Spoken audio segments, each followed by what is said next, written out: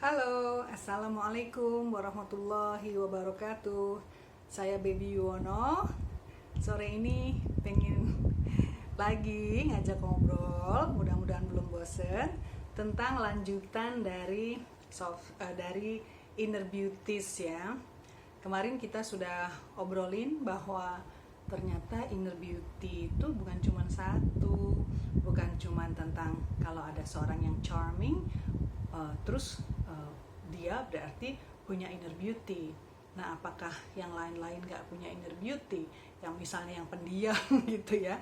Oke, jadi kita sepakat kemarin bahwa inner beauty itu adalah daya-daya positif yang ada dalam diri kita.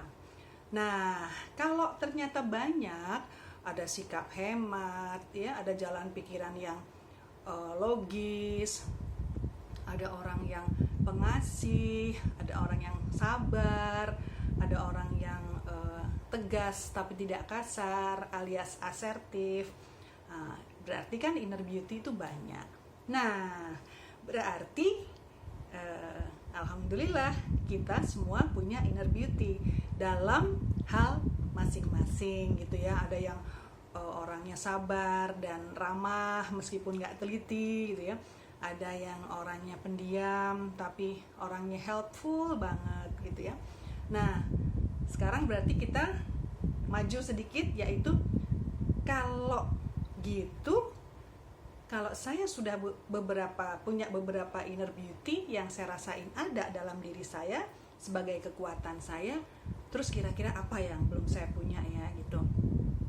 Apakah selama ini saya masih males gitu, masih yang cuek sama orang, nggak care ya, nggak peduli, atau kalau sama tukang sayur tuh masih nawarnya tuh neken gitu ya, nawarnya tuh tega gitu ya. Nah, coba itu kita pikirkan gitu ya. Kalau kita misalnya kurang rapih dalam berbaju, atau kita kurang tulus dalam misalnya dalam menerima kabar gembira tentang orang lain gitu. Misalnya gini, kalau ada orang yang keren loh, dia dapat promosi gitu ya, langsung 2 kali naik 2 tingkat misalnya gitu ya. Kalau kita orang yang enteng-enteng aja, tulis aja, kita akan bilang hebat, keren, selamat ya gitu. Tapi kalau kita masih ada sejenis ulet-ulet busuk gitu ya di dalam diri, kita mungkin akan bilang kenapa ya bisa begitu ya gitu kan, atau nggak hebat juga, pokoknya gitulah. Kita nggak bisa menerima dengan baik gitu ya, dengan enak gitu.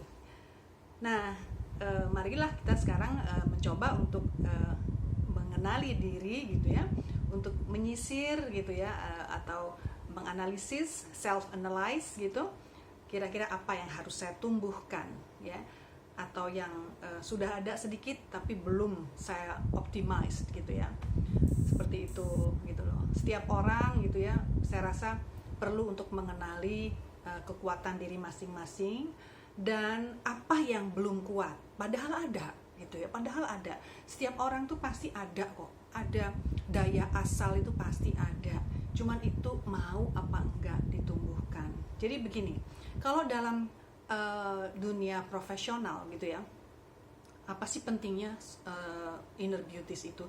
Kalau dalam dunia profesional, kalau Anda seorang sekretari atau sekretaris yang teliti, maka bos Anda akan nyaman punya sekretaris Anda. Atau Anda seorang suami istri yang hemat gitu ya, atau pandai menata keuangan, maka suami Anda akan nyaman, percaya gitu ya, akan take for granted, artinya menyerahkan sepenuhnya. Jadi kalau kita punya sisi-sisi positif, itu orang-orang yang berhubungan dengan kita itu akan merasa nyaman. Misalnya kalau kita diceritain apa gitu ya, anakku alhamdulillah lo bisa masuk ke Cambridge misalnya gitu. Kalau kita orang yang tulus, kita akan bilang, oh keren, pasti pinter banget anakmu gitu ya. Tapi kalau kita maaf ya, masih ada pengirian gitu, kita akan meresponnya nggak benar gitu. Kita akan membuat orang lain nggak nyaman dengan merespon, oh ya kayaknya biasa aja deh, sekarang udah banyak sekali orang yang masuk ke situ misalnya kayak gitu ya.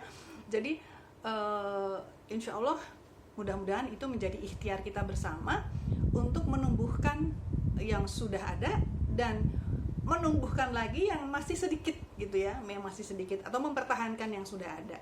Seperti itu. Nah, apa kekuatan dari inner beauty ini? Inner beauty ini semakin banyak kita punya inner beauties ya, semakin banyak juga orang yang merasa nyaman dengan kita gitu ya. Nah, itu adalah indikator gitu ya. Ada seorang secretary yang awet banget gitu ya, kerja dipakai oleh atasannya. Kenapa? Karena dia menumbuhkan banyak sekali inner beauty-nya gitu. Jadi di samping dia juga orangnya rajin, kemudian mau selalu belajar dan sebagainya, sehingga dia bisa menjadi seorang qualified secretary, executive secretary. Itu ada kejadiannya banyak dan nanti akan saya bahas lagi di obrolan yang lain. Jadi begitu indikator dari seberapa besar atau seberapa banyak inner beauty Anda adalah bila banyak orang-orang yang berhubungan dengan Anda merasa nyaman berhubungan dengan Anda atau bekerja sama dengan Anda. Gitu aja. Terima kasih. Mudah-mudahan kita bisa bertumbuh bersama dalam hal lahir dan batin. Terima kasih. Wassalamualaikum warahmatullahi wabarakatuh. Bye.